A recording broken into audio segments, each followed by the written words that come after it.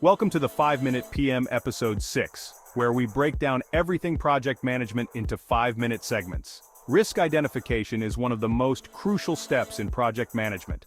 Understanding potential risks early on allows teams to develop strategies to mitigate, transfer, or accept them, leading to smoother project execution. In this episode, we'll explore different methods for identifying risks in project management. The goal is to equip you with the tools to foresee potential obstacles and create action plans to deal with them before they become issues. Let's dive in. What is risk identification? Risk identification is the process of determining risks that could impact a project's success. Risks can be both positive, like opportunities, and negative, like threats. Identifying them early and continuously throughout the project lifecycle gives your team the best chance to address them effectively. According to the Project Management Institute, risk identification should be an iterative process carried out at regular intervals as the project progresses.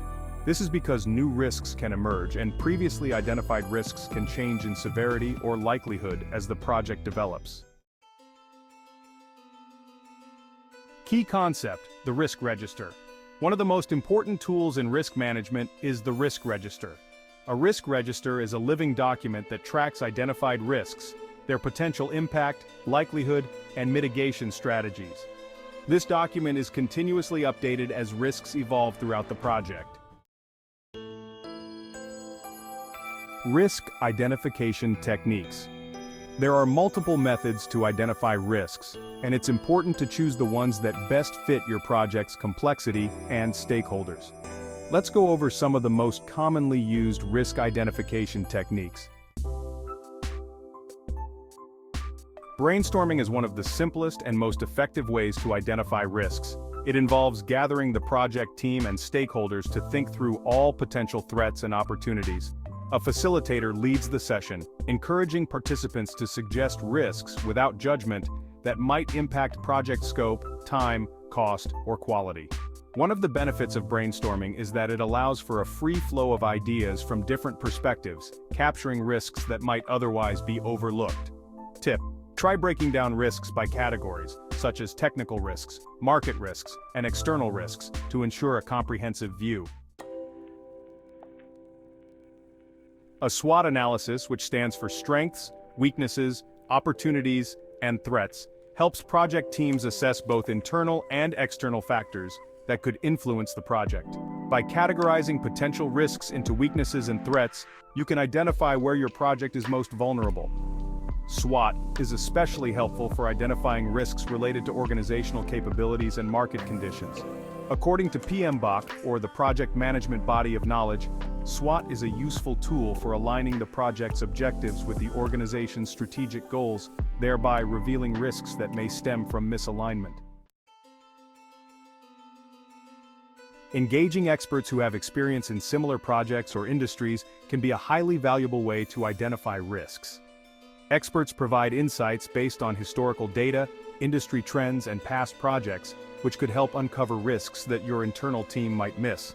When conducting expert interviews, ask about the most significant risks they've encountered on similar projects, how they mitigated them, and any lessons learned that could apply to your project.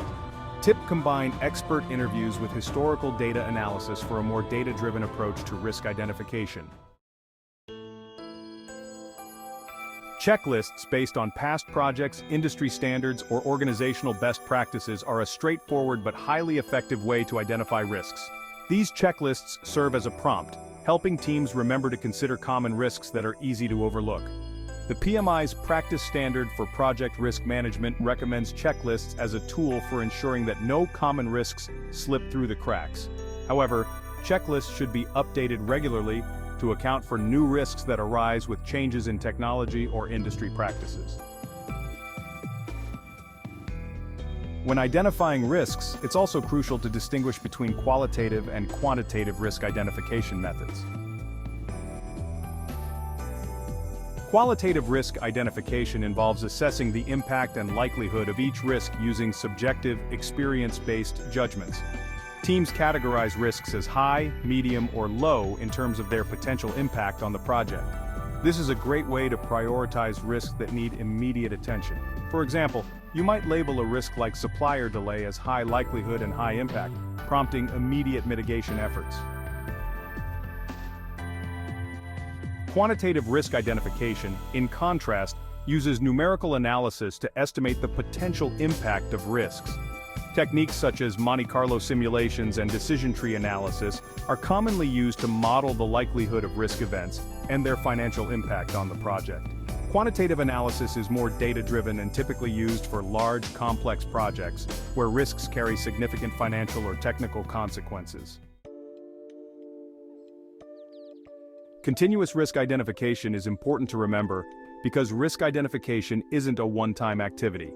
As the project progresses, new risks will emerge, and existing risks may evolve. This is why continuous risk identification should be part of your project management process. Regular risk reviews during project status meetings ensure that your team stays on top of both new and evolving risks.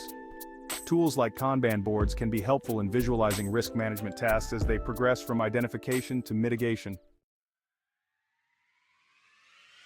Identifying risks early and continuously throughout a project's lifecycle is one of the most important aspects of successful project management.